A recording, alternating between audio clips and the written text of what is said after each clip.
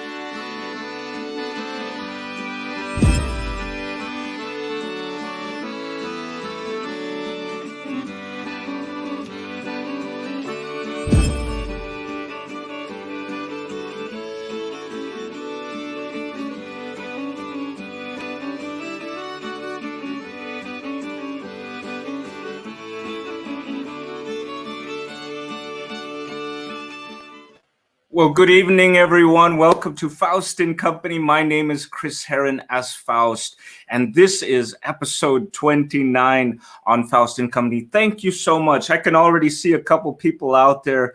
If you're out there watching for the first time, please say hello in the comments, and I'll say hello back, and we definitely like hearing from you always. I can see Micah Cover is out there. Micah, it's always good to see you, my brother. We got to get you back on here as well, and thank you always for your support.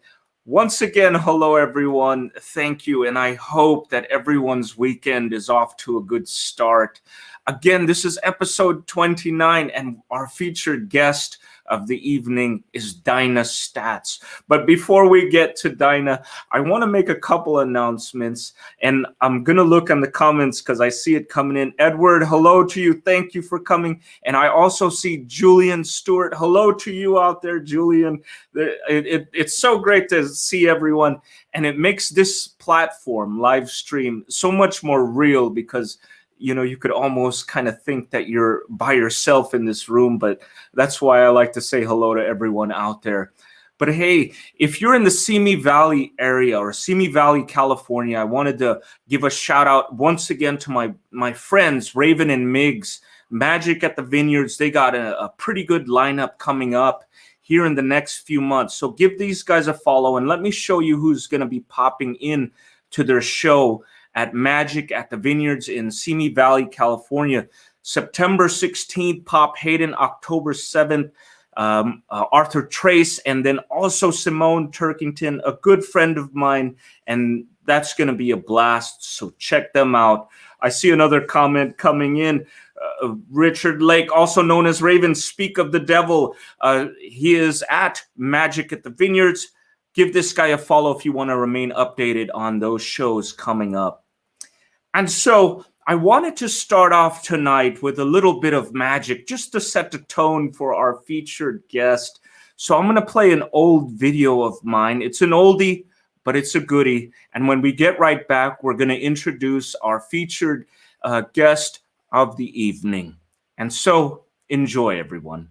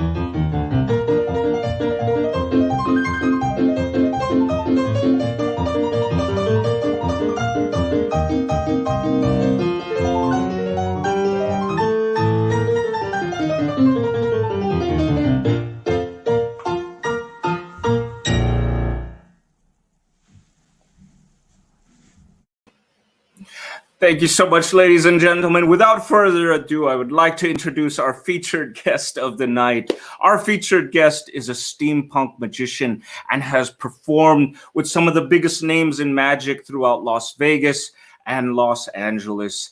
She is a two-time performer on Penn Teller's Fool Us on the CW network and made a historical milestone by being the first openly trans person to have ever performed on that show in the last 7 seasons that it has aired. Ladies and gentlemen, it is my honor to introduce to you all Dyna Staats.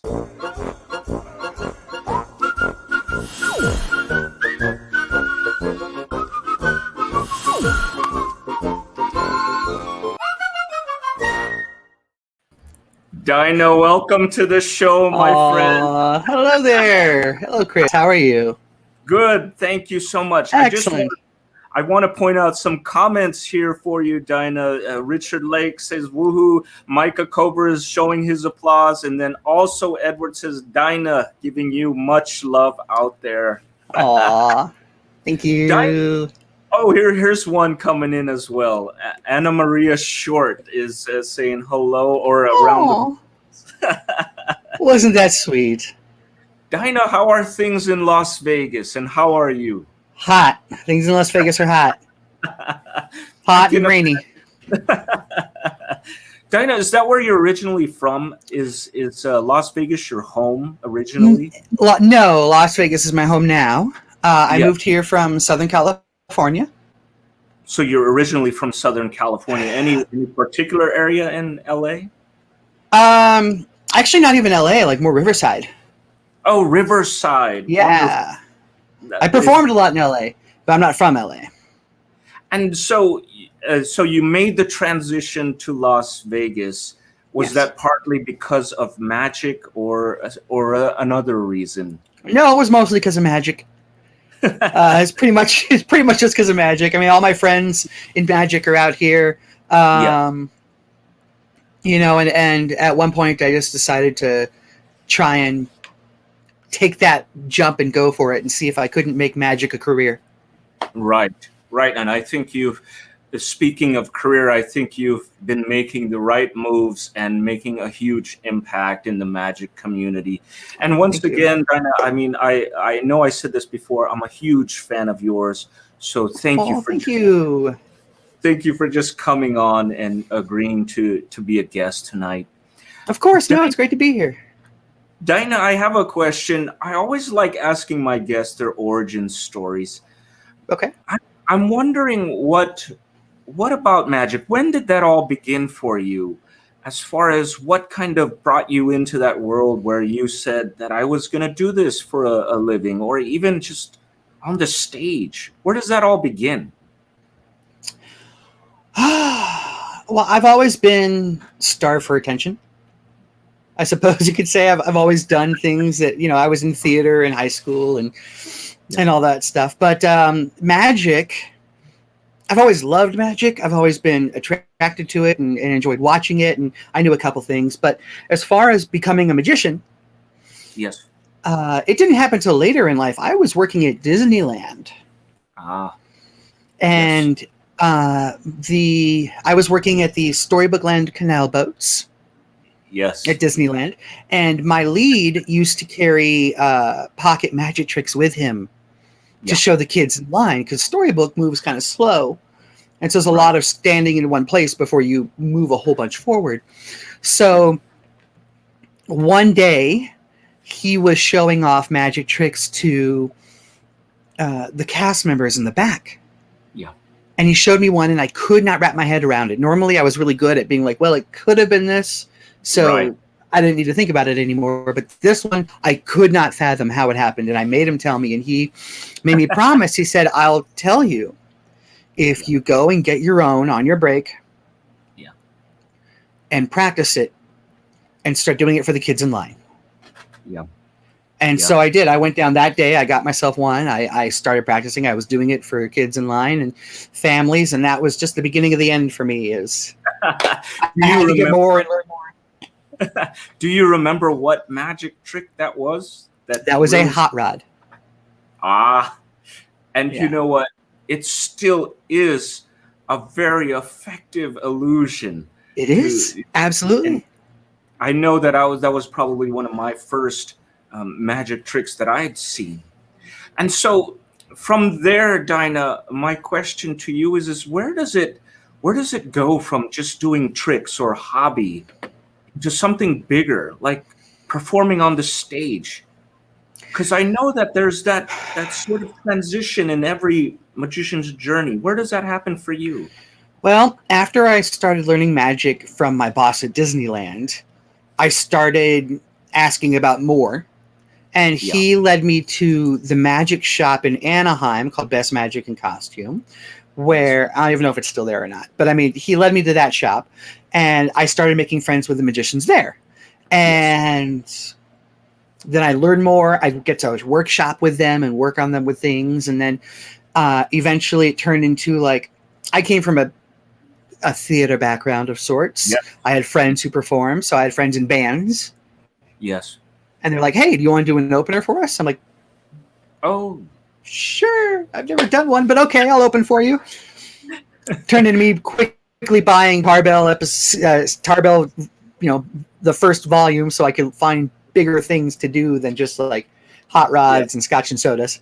And and started doing it on stage, and that turned into it trickles, that turned into putting on shows in our front yard at Halloween. Like we built a stage and did all that, and it just got bigger and bigger. Now, Dinah, I know that you're well known for steampunk magic and your characters that you have developed. Before we get into those wonderful characters that you do, was science something that you grew into, or is that always been an interest that you wanted to develop as a character for magic? Science has always been an interest to me personally. It was my favorite subject in school. I did a lot of independent study and research. But as far as in magic, when I got to the point where I wanted to perform, it took me a long time to settle on a character. Yes. I started looking at different things that interested me that I thought were cool and I thought I could play with and lend into magic. So at one point I looked at like a voodoo type character, dropped that one for various reasons, and then moved on to doing things that was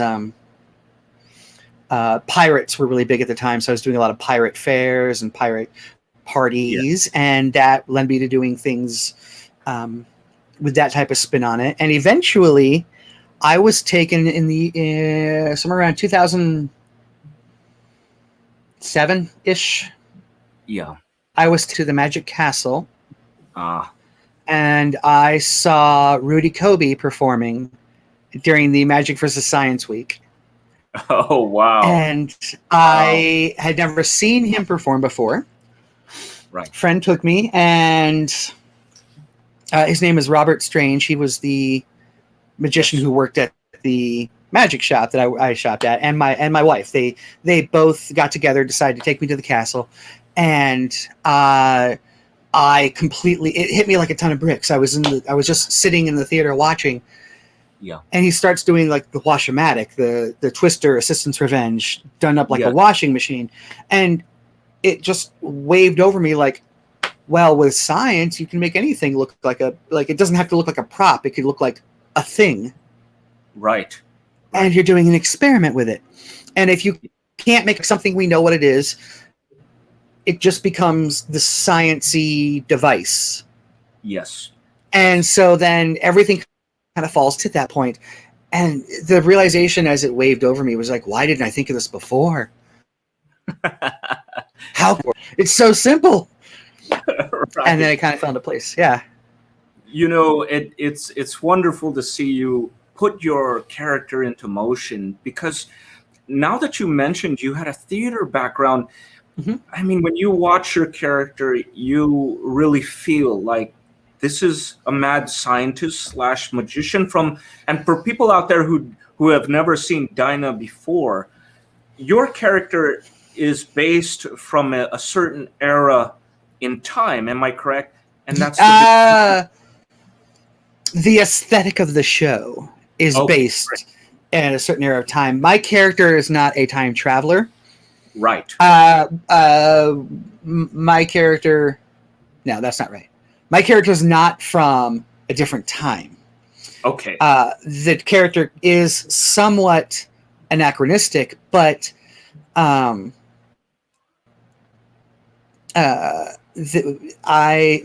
intention wasn't to pretend that I'm from the 1800s. I'm not going to put on a false accent for my audiences. You know, I'm going to be a little more honest in the performance, you know. But definitely the aesthetic of the show, steampunk design, and so the dress is that way, the props are that way. I feel it brings it all together, and it gives a couple of reasons why. First off, I've always enjoyed the aesthetic. Yes. Of steampunk. You see it in movies and stuff. It's always a lot of fun. I really gravitate towards it. And it does give that feeling of, because it's just at the cusp of the Industrial Revolution. Right. If done well, it can give you that feeling of, I made this at home. Right. Right. And the mad scientist in their workspace creating this thing that they wired and taped together.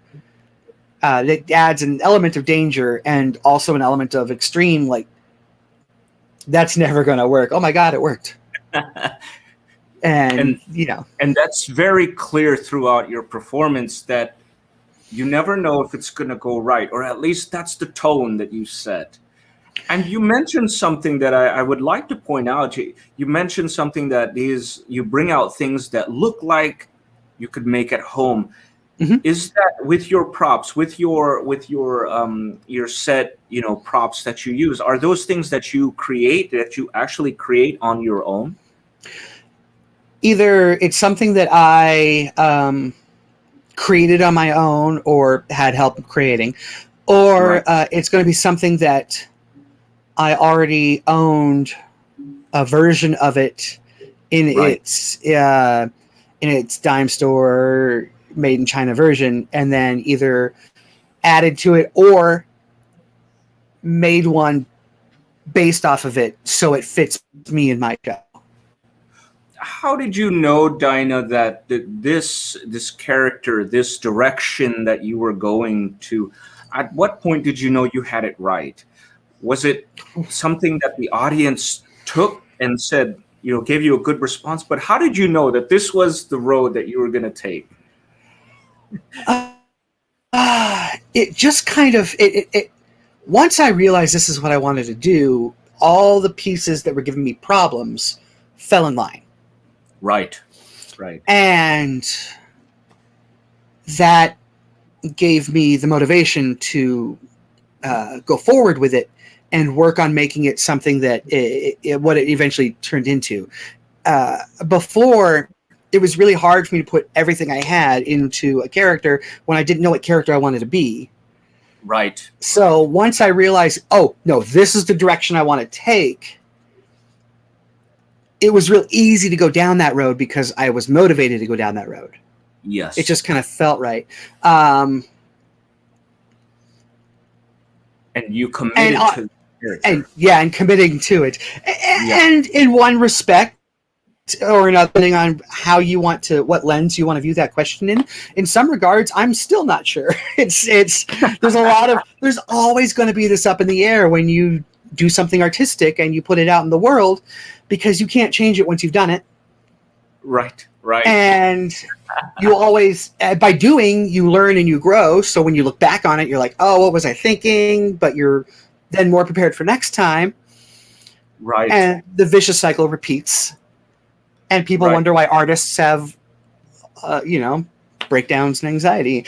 But that is, right. But it is something that my character and my show and the direction I chose, people have appropriately enjoy it, that they find it fascinating and fun, and that it's different from something else that they've seen. So And Yeah, you have to trust that it's working. yes, and it certainly is working, Dinah. I had watched I could watch your act, especially on Penn and Teller Fool Us, over and over and over again. Oh, thank you. It's a study on theater and your character, and just the love and care that you put into the character that you made on stage. Now, I have to ask, you mentioned a theater background. Yes. Is that something that you did prior to magic, or is that something that you just did throughout your life, was the study of theater? Because you really well, they're technically those are both right. They're not exclusive. Yeah, I was in theater I was in theater in high school in the thespian troupe that I was in, and then further on took it through college. Yes. And I was doing projects and things up until magic kind of took over. Right. But I always enjoyed it. Like from a very early age. Yes. I remember performing in preschool play. Like I was the lamb in the preschool nativity play kind of thing. I wasn't the lamb. I was Joseph. I actually had a role, but that was whatever. So it's always it's kind of always been there, and it has served me well. Absolutely, it has. Now I have to ask, do you have like a philosophy where when you perform, is there something that you look to accomplish with the audience, or you hope that they will get out of your performance? Is that something that's in your mind when you perform? The first and foremost thing on my mind when performing is I just want the audience to actually be enjoying themselves. Yes. And a lot of performers have told me that's a really hokey textbook answer. I'm like, no, you don't understand. I'm looking for more than just the applause at the right moments and the laughs at the right moments. It's got to be this attentive, like I need to feel that connection. Yes. And I know it's this, it sounds weird and it sounds like new age hippie, but at the same time, any performer will tell you, you can feel the energy of a room. Yes. And you can feel when they're with you, and you can feel when they're not. And when they're with you, they're having fun. And so I always encourage that. So, people talking at me from a stage, I'll talk back. If someone makes a joke that's legitimately funny and I'm performing, I can usually keep a straight face, but I will on purpose crack. Yes. To give them that moment of satisfaction that I understood them and that we're up here together. Yes. And so it's needing to be there with them, because if I'm there and they're there and we're working together, I'm giving and it becomes reciprocal. They're going to then feed me energy that's going to keep me going through the show and be able to finish. If I don't have that, and I've done countless shows where I didn't have that, it just goes stagnant. I go into muscle memory. There's no feeling behind it. Everything falls flat. It's not fun. It's just what it is. And people will applaud and laugh at the right moments because we're kind of socially trained to do that. But I want more than just that. Right, the response. Falling into pieces. Yeah. After that, now it then later proper messages or whatever came in. I mean, like the idea of science. I realized after a while, people were coming to me and being like, you're introducing kids to science. It's not real science, it's fake science, but you're implanting the idea in their mind that there is a way to accomplish anything. Right.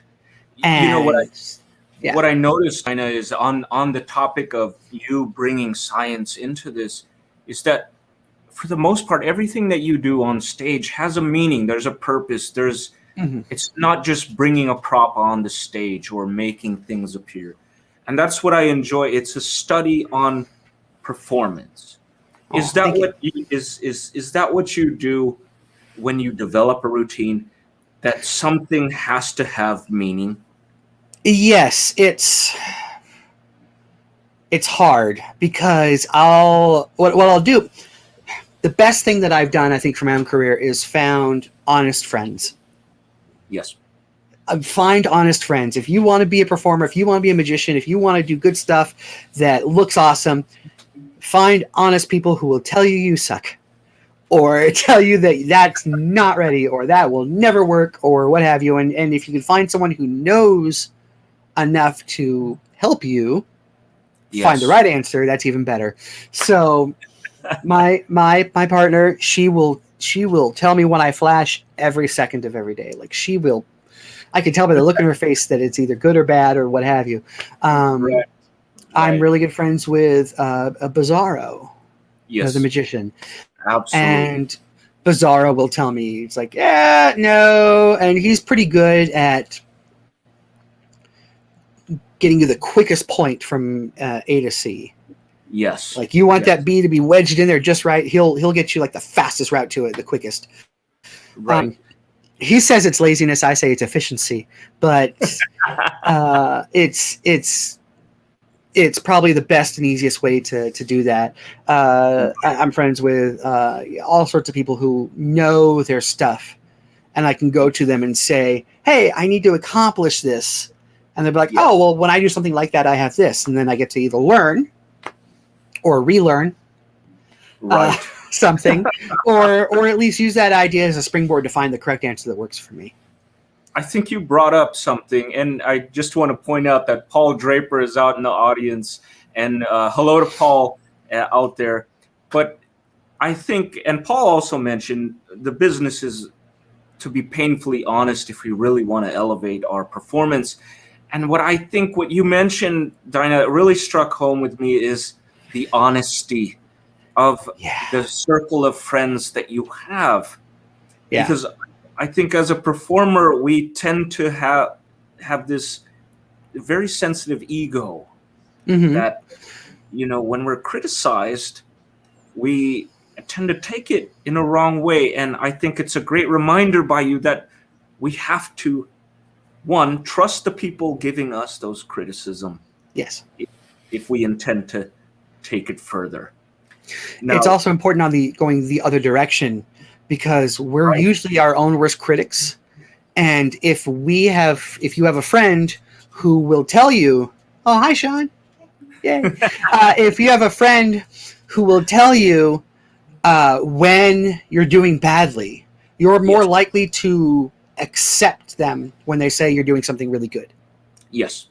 Absolutely. And that's good, because it's really hard for me to tell myself I'm doing something good. Yes. But if my friend who says you suck is like, oh no, that's really good, keep that, then I know I've got something. Right. Which leads me to believe that you're surrounded by a lot of good people, a lot of good resources, because eventually you made it to one of the biggest stages in the world. And I know that you have put in your time on different stages all throughout Las Vegas and LA. Mm-hmm. But you first made an appearance, and correct me if I'm wrong, on Penn Teller 2017, around that time. Oh, you want the year? Shoot. Ish. Something like that. Season 4. I think. I think it was season 4. I think it was. Yeah.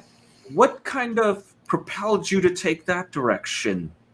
You're there to be judged initially, and not only judged on the big stage. What was that process like for you? Oh, getting there? The process of getting on it? Is that the question? Yeah, absolutely. Yes. Okay. Yes. It usually starts when you see one friend or someone post on Facebook or on social media. These people are looking for someone. Yes. And then you get to, write in and be like, you got to follow up on those leads and really just lean into them and see if they're, first off, legitimate, but then keep on them when they are. I was almost on another Penn Teller show called Wizard Wars on the Sci-Fi Channel. That's right. I was. They were getting me a plane ticket. Oh wow! To get to the studio, not understanding I lived like at the time, just a couple counties over. But they were getting me a plane ticket to get there when the show was canceled. Oh, no. I was on the back half of that season, and the show got canceled. And I was so close. And but I don't know if any of the same people work on the show, but I know in the industry word does travel. And so then when I saw Fool Us as an option, I messaged them right away. I sent them in a lot of, I think, the same footage that was going to get me on Wizard Wars, even though by that time it was a little bit later. That's right. And they happened to really like what I sent them, which at the time was the dollar bill trick with the jars. Right. They enjoyed the concept. They thought it was interesting and different looking and something very flashy for TV. So they said, we like it. And that was kind of just how it was for me. Right. And you definitely brought the mad scientist science theme and also steampunk character into that world. And I think that was one of the first times I ever seen a character like that. So if people are out there who haven't seen it, check out Dyna Staats on YouTube, and it's out there, and you could see your first performance on Penn Teller's Fool Us. So when you were there, what was your sort of thought process when you were actually on that stage? Was that your first nationally televised performance? Technically, technically not, but actually, yes. I had originally been seen on very, very briefly on an episode of an old show on the Food Network called like The Real Chefs of Beverly Hills. Yes, I saw that. Wonderful. And all it was we were entertaining at a party that was circus themed, and I was actually brought in as a juggler. So somewhere in the ether of media, there's maybe 2-second clip of me juggling fire torches. That's about it. So technically, that was my first time on TV, but the Fool Us was definitely my first time featured. Right. And that was a lot of fun and really cool. And being on that stage, the only thing that was really pounding to me at that time. Yes. Because it's not the biggest theater when you're inside the theater. And the cameras don't bother me. So I've been in bigger theaters, so the size of the audience wasn't over daunting. Yeah. The cameras didn't really bother me. What bothered me was, and not even that it was Penn and Teller. What bothered me was that Penn and Teller were trying to see through the wool I was pulling over their eyes. And with that concept in mind, it's so hard to relax because you feel like I have to do this they go through all they can to calm you down and tell you, look, it doesn't matter if you fool them. You're not here to worry about fooling them or not. You're here to be on TV, have a good time, and look awesome. Right. If you fool them, that's just icing on the cake. We want you to look awesome. We want you to be happy with your performance. We want you to go away with some great footage to use, some awesome time with Penn and Teller. And it was. Yes. And I wish I had, when I got off the stage, I wished I had just calmed down and done it. Right. Without worrying, because there was really nothing to worry about. The audience there is so giving because they're there to see you. Right.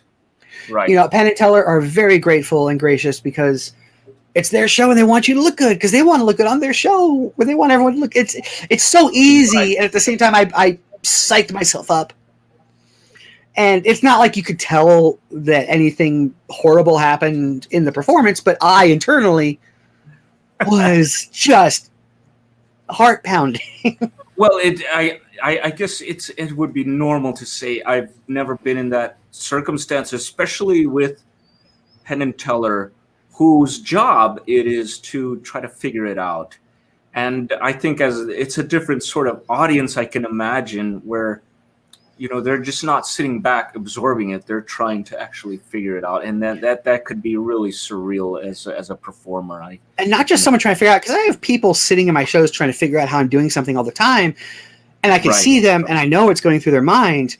It's the fact that it's like, it's Teller. Come on, like, right. The man has more magic memorabilia than David Copperfield. You can't like expect that you're going to fool Teller with something really simple. So I'm like, right. You have a significant person in the magic community, in magic history, sitting in front of you, whose knowledge is so vast.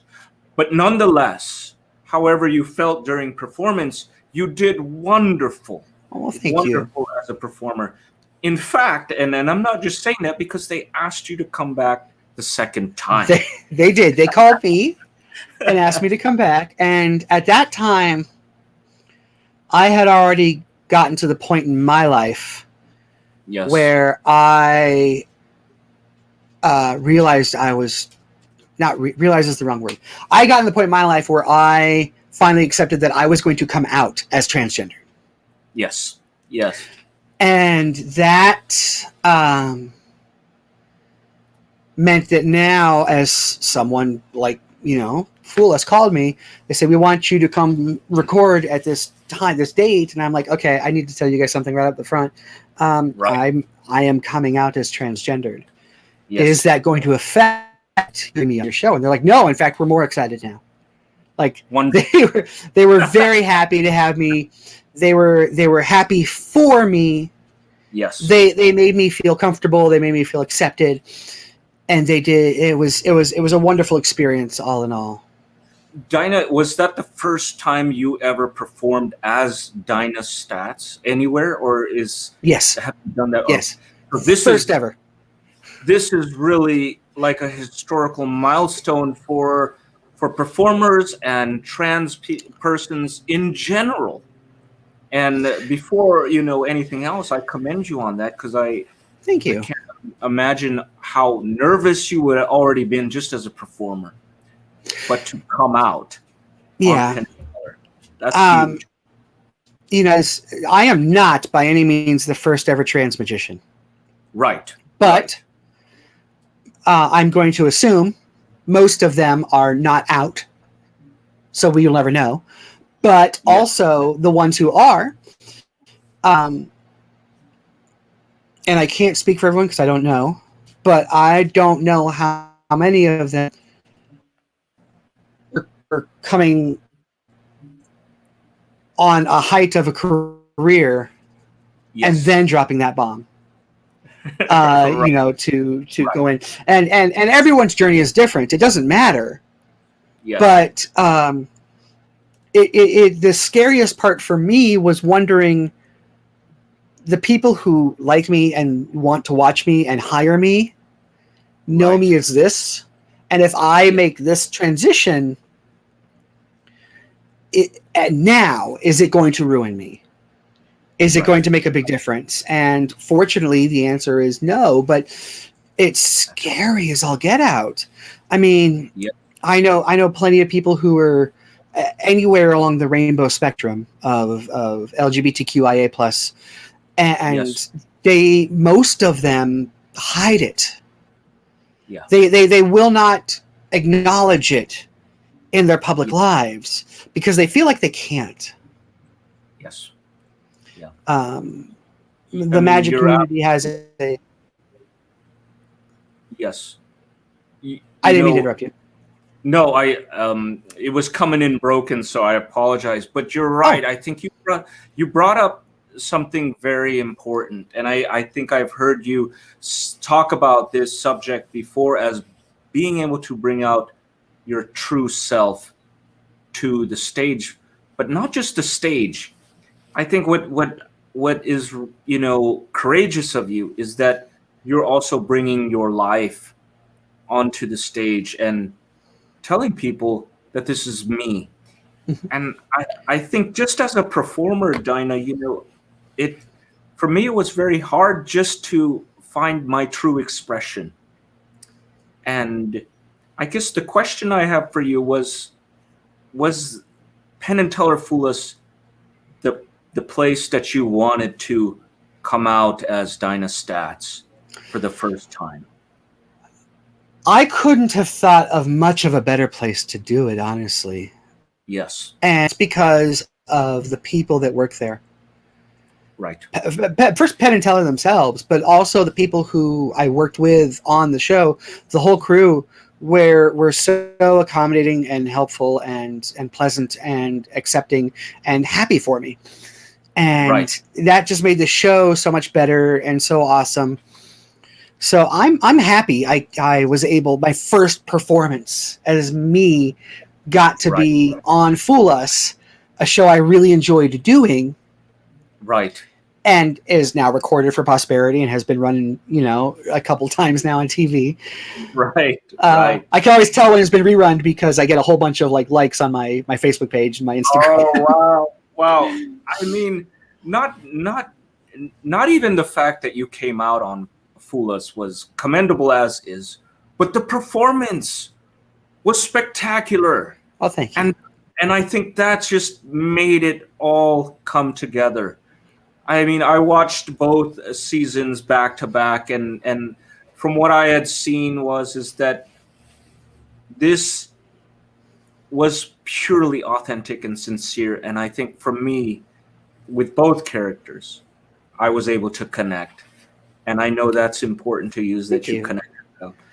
Which leads me, Dyna, to talk about something that's coming up in an event that you are going to be part of.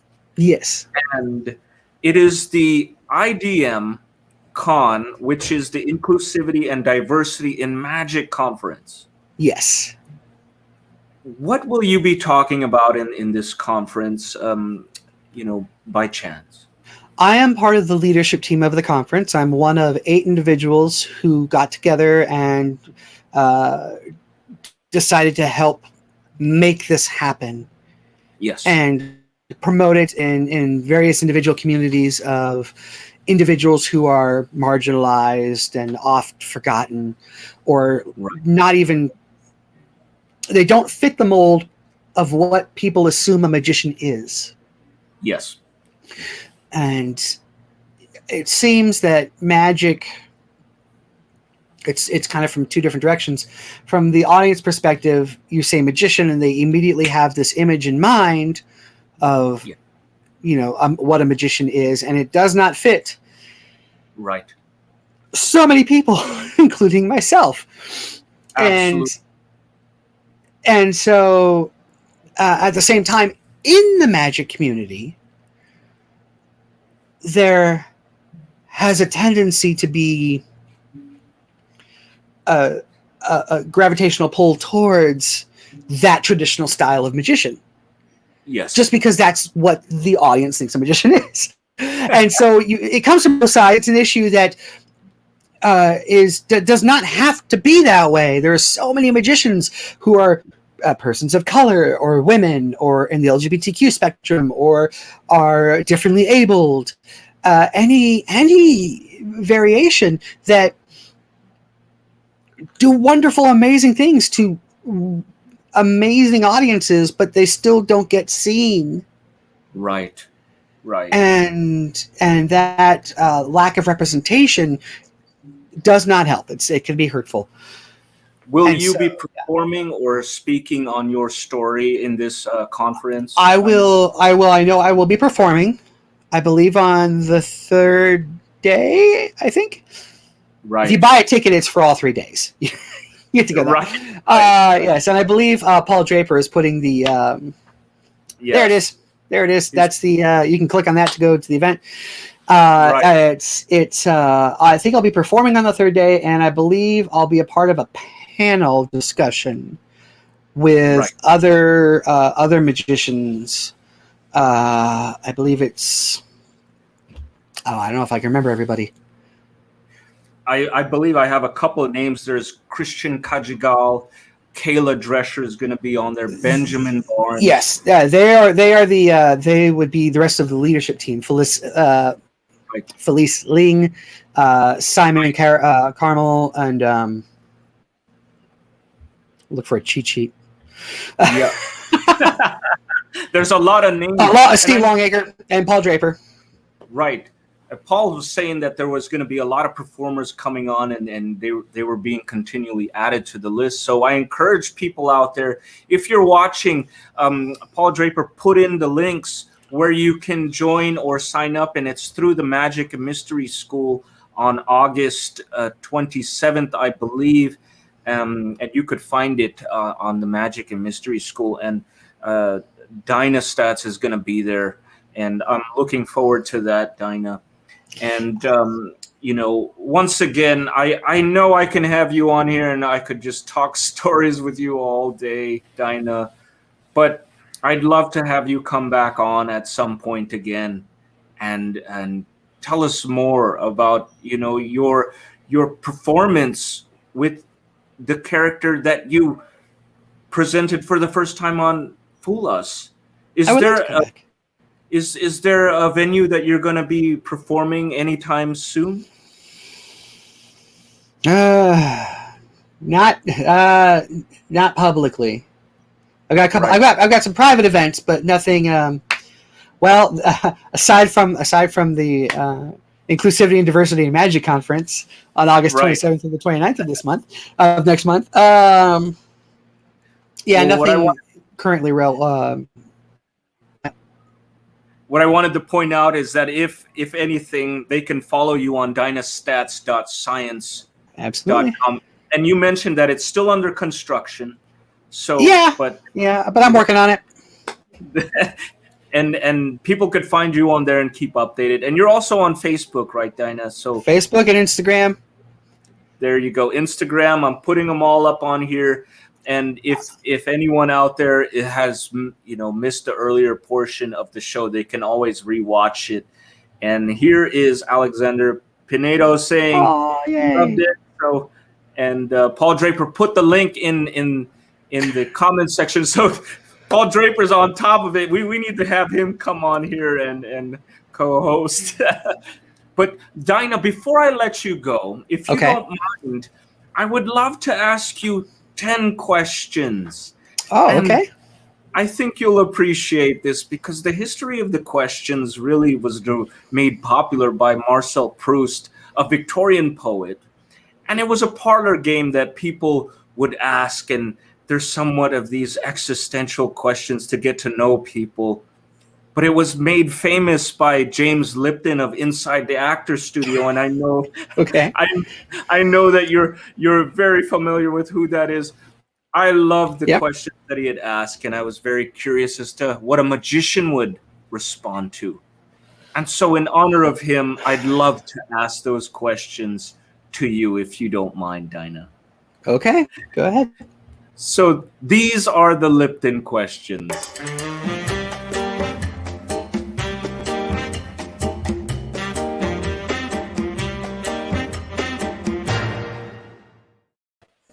I know you appreciate the music, Dyna, but what is your favorite magic word? I had an answer for this. Science! It's the one I use. Well said. What is your least favorite magic word?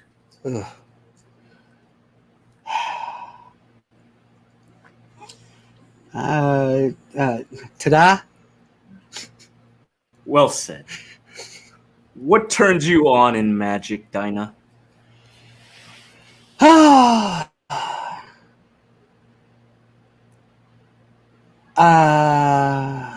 Strong character development. What turns you off in magic?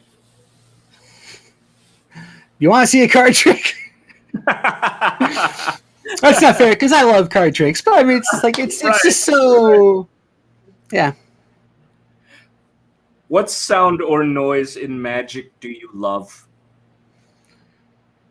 Applause. What sound or noise in magic do you hate?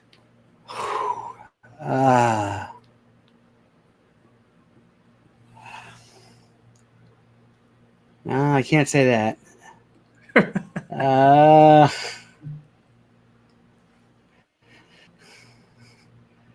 I know how you did that. Just shouted from the back of the room. What is your favorite cuss word, Dyna? And feel free to say it. Feel free to cuss. Okay. Yes.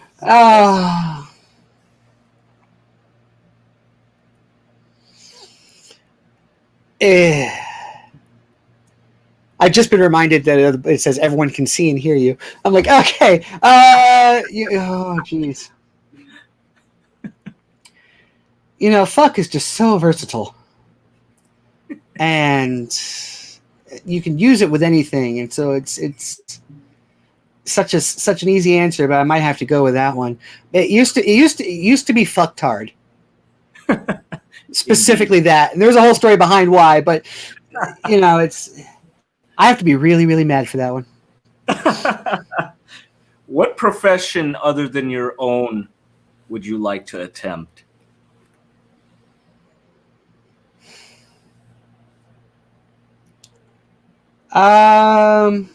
Novelist. What profession would you not like to attempt? Anything in the food industry. And finally, Dyna, if heaven exists, what would you like to hear God say when you arrive at the pearly gates? Oh, me. This is going to be a long day. Like that would just be the ultimate and like satisfactory feeling. Like, all right. Wonderful. Dyna, thank you so much for answering these questions and humoring me with these wonderful questions by James Lipton. Is there anything you want to say to our audience as we close out the show? Thank you so much for having me and for coming to watch and be here enjoying this with us. And please, if you can, attend the IDM Con August 27th to 29th. It's a really important message, I think, to get out and to see people being a part of. And we would love to have everyone who come. So thank you.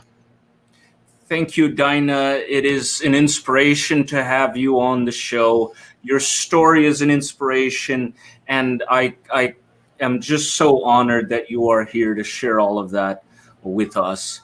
Ladies and gentlemen, this is Dyna Staats. My name is Chris Herren as Faust, and we will see you next time. Good night, everyone. Good night. Thank you.